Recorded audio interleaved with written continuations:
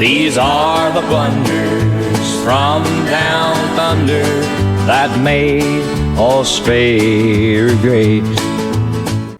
In 1934, a European writer and activist named Egon Kisch visited Australia to speak at peace rallies and warn Australians about the dangers of fascism and the Nazi Party. The Conservative government thought he was too radical, and Australian Attorney-General Robert Menzies said he would fight to the last ditch to keep Kisch out of the country. A series of ludicrous events ensued. Welcome to this episode of Blunders Down Under, laughable lessons from the past, in which we talk about dumb decisions from the past which have helped make Australia great. I'm Josh McGrath. And I'm John Gibbs, and today we're talking about Robert Menzies and his spectacular series of failures in attempting to keep Egon Kisch out of Australia. So who was Egon Kisch? Egon Erwin Kisch was born in 1885 in Prague, Czechoslovakia. He worked as a journalist in Germany and was known as a witty, daring reporter, always on the move. He was a communist and a vocal critic of the Nazis, and in 1933 he was arrested and sent to Spandau prison before being expelled from Germany. He spoke several languages and was a popular international speaker. How did Egon Kisch get invited to visit Australia? Prince Henry was due to visit Melbourne as part of the city's centenary celebrations, and it was expected to be a fairly militaristic event.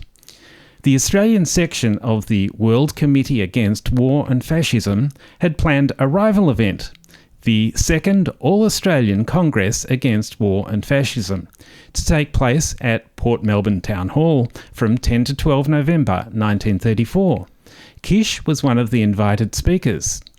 He obtained an Australian visa in Paris and sailed for Australia on the Strathaired. And who was Robert Menzies?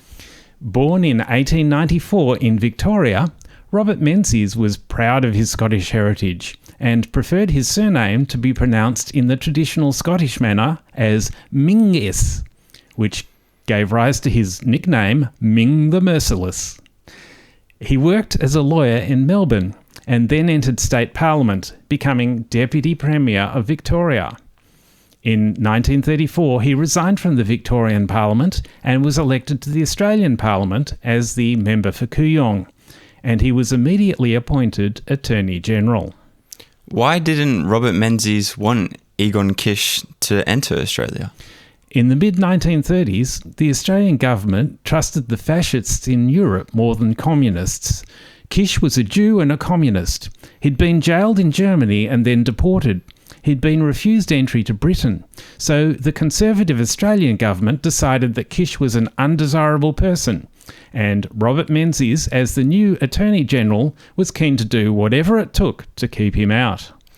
What happened when the ship that had Kisch on it arrived at Fremantle? Before the ship arrived at Fremantle, the minister made a declaration declaring Kisch to be undesirable as an inhabitant of or visitor to the Commonwealth. This was presented to the captain of the ship by a customs officer, so Kisch was prevented from landing and the ship sailed on to Melbourne. Meanwhile, supporters of Kisch started court proceedings in Victoria to contest the ministerial declaration. And what happened when this ship arrived in Melbourne? Crowds of supporters gathered to meet the ship. Kisch was again denied entry to Australia. However, after being told that it would be harder to deny him entry if he actually landed in Australia, Kisch jumped from the ship, falling a distance of about 5 metres, and broke his leg on landing. The police put him on a stretcher and bundled him back on the ship, which then sailed for Sydney. What happened with the legal challenge to the minister's declaration banning Kisch from entering Australia? The case was heard by Justice Evatt in the High Court. Justice Evatt held that the declaration claimed to be based on advice received from the British government failed to list the advice received. Accordingly, the declaration was invalid and Kisch was free to visit Australia as long as he respected the laws of the country. Menzies had lost his first case. Well, what happened when the ship arrived in Sydney? The government next attempted to use the Immigration Restriction Act, which specified that a person could be prevented from remaining in Australia if they were unable to write 50 words in a European language as dictated by an immigration officer. This was intended to exclude Asians from entering Australia under the White Australia policy.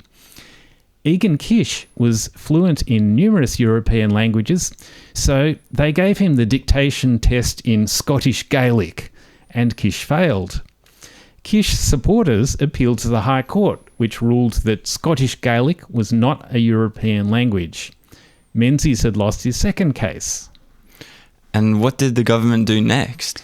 The Prime Minister contacted the British government and received written advice from them about their refusal to admit Kisch. Using this advice, the government had another attempt at issuing a declaration that Kisch was undesirable as an inhabitant of or visitor to the Commonwealth. Kisch's lawyer appealed again to the High Court, and Justice Evatt held that it was too late to make a declaration after a person had entered Australia. Menzies had lost his third case. Well, what did the Australian public think of this? While Kisch had only a few supporters in the beginning, the blundering attempts by the government to get rid of him had aroused popular sympathy for the underdog, with the result that large crowds gathered to hear what he had to say. Kisch was now a celebrity, and he was funny and entertaining when he spoke.